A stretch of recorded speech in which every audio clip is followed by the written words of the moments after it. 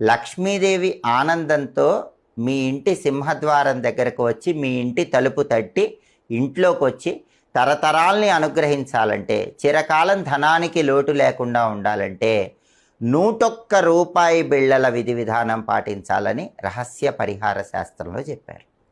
ఈ 101 రూపాయి బిళ్ళల విధి విధానం ఏంటంటే, ఎప్పుడైనా శుక్రవారం రోజు మీ ఇంట్లో పూజా మందిరంలో లక్ష్మీదేవి చిత్రపటం ముందు ఒక రాగి పళ్ళెం కానీ ఇత్తడి పళ్ళెం కానీ పెద్దది ఉంచి దానిలో 101 రూపాయి బిళ్ళలు ఉంచండి.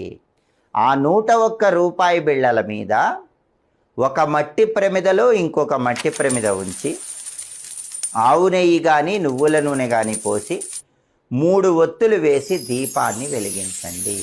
అలా దీపం వెలిగించిన తర్వాత లక్ష్మీదేవికి పరమాన్నం కానీ కట్టె పొంగలి కానీ నైవేద్యంగా సమర్పించండి.